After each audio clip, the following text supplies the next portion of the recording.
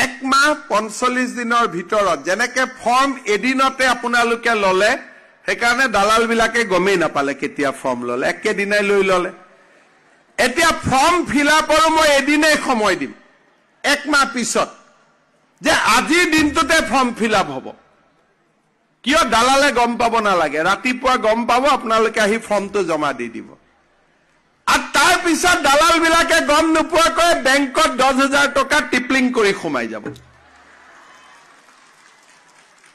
এই 10,000 টকা যেতিয়া আপোনালোকে ভাল কৰি খৰচ কৰিব তেতিয়া মই বেংকক কম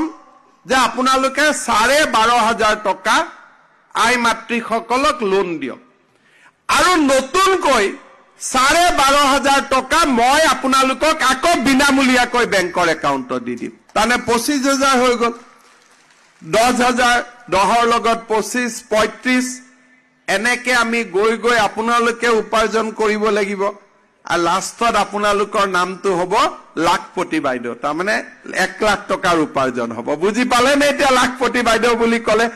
যিসকলে বুজি পালে জোৰ কৰি হাত চাপৰিব যাওক বা নাজিৰাত মানুহে ফটক কৰি বুজি পায়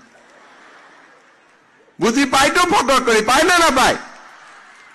এতিয়া আপোনালোকে ধুনীয়াকৈ ফৰ্মখন ফিলআপ কৰি ৰাখক এদিনে সময় দিম ধুনীয়াকৈ ফৰ্মখন ঘূৰাই দিব